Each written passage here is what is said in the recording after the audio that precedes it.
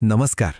आज आपण अशा काही नियमांबद्दल बोलणार आहोत जे आपल्या पैशांच्या व्यवहाराची पद्धतच बदलून टाकू शकतात. हे नियम आहेत रिझर्व्ह बँक आणि इन्कम टॅक्स डिपार्टमेंटचे, आणि ते जाणून घेणं आपल्या सगळ्यांसाठी खूप महत्त्वाचं आहे.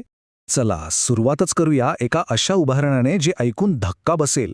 विचार करा, फक्त एकदा एटीएममधून पैसे काढले आणि थेट इन्कम टॅक्स विभागाची नोटीस घरी आली. असं होऊ शकतं का? तर हो, हे होऊ शकतं. हे काही काल्पनिक नाहीये, हेच आत्ताचं वास्तव आहे. आपण अशा डिजिटल युगात आहोत जिथे प्रत्येक आर्थिक व्यवहार, अगदी प्रत्येक, तो नोंदवला जातो. आता काहीही लपून राहत नाही. तर मग या नव्या व्यवस्थेमधला सगळ्यात पहिला आणि महत्त्वाचा भाग बघूया, तो म्हणजे रोख व्यवहारांवर आलेले कडक निर्बंध.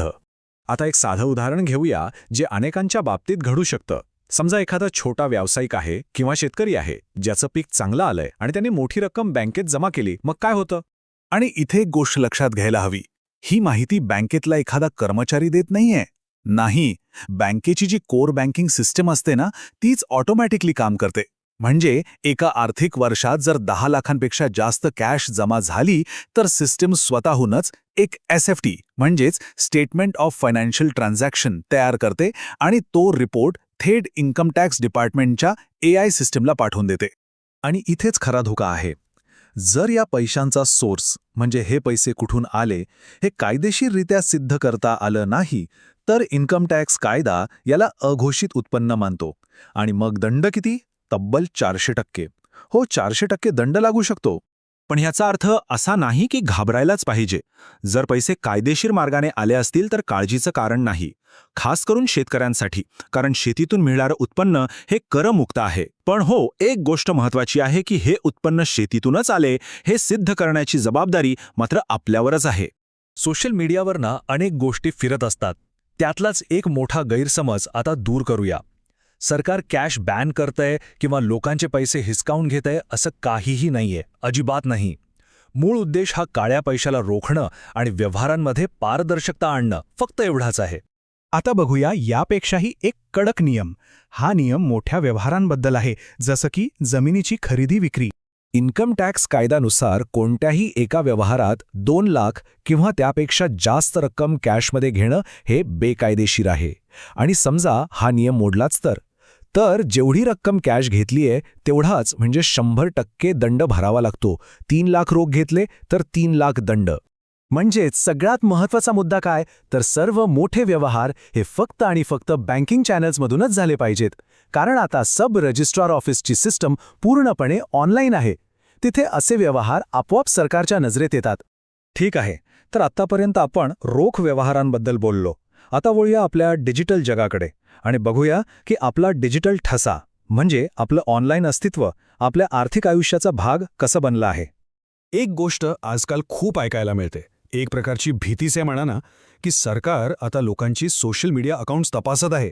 म्हणजे फिरायला गेल्याचे फोटो, नवीन गाडी घेतल्याचे फोटो, या सगळ्यावर सरकारची नजर आहे. पण खरं सांगायचं तर वास्तव थोडं वेगळं आहे. म्हणजे असं नाही की कोणी अधिकारी बसून प्रत्येकाचं प्रोफाईल बघत आहे. नाही, हे काम एआय टूल्स करतात आणि तेही फक्त मोठ्या करचूक वगैरेच्या तपासात. उदाहरणार्थ, एखाद्याने आपलं उत्पन्न दाखवलंय फक्त 4 लाख रुपये, पण सोशल मीडियावर 30 लाखांच्या युरोप टूरचे फोटो टाकत असेल तर साहजिकच तिथे एक मोठी तफावत दिसते आणि मगच चौकशी होऊ शकते.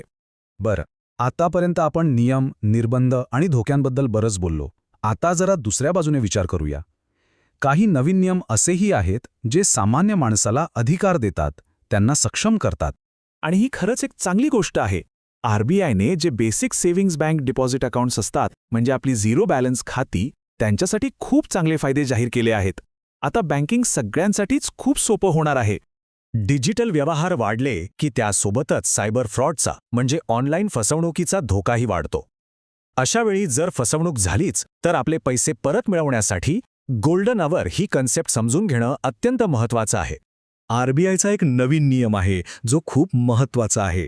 जर दुर्दैवाने फसवणूक झाली तर नुकसान भरपाई मिळवण्यासाठी फसवणूक झाल्यापासून 5 दिवसांच्या आत बँक आणि पोलिसांकडे तक्रार करणं आता बंधनकारक आहे. आणि या नियमाचा फायदा काय? तर जर फसवणुकीची रक्कम 50,000 रुपयांपर्यंत असेल तर तब्बल 85% रक्कम परत मिळू शकते. अर्थात याची एक मर्यादा आहे, जास्तीत जास्त 25,000 रुपये. पण हे तेव्हाच शक्य आहे जेव्हा तक्रार वेळेवर केली जाईल.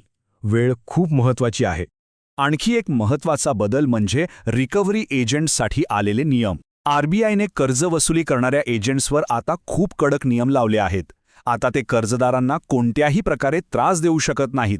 त्यांना अगदी सन्मानाने आणि नियमांचं पालन करूनच बोलावं लागेल. चला तर मग आपण आत्तापर्यंत जे काही पाहिलं त्यातले सगळ्यात महत्त्वाचे मुद्दे थोडक्यात पुन्हा एकदा समजून घेऊया, जेणेकरून ते कायम लक्षात राहतील. थोडक्यात काय तर या नव्या डिजिटल आर्थिक चक्रव्यूहात सुरक्षित राहायचं असेल तर 4 गोष्टी लक्षात ठेवणं गरजेचे आहे. 1. 2 लाखांच्या वर कॅश व्यवहार टाळा. 2. मोठ्या रकमेचा कायदेशीर सोर्स तयार ठेवा. 3. ऑनलाईन फसवणूक झाल्यास 5 दिवसांच्या आत रिपोर्ट करा. आणि 4.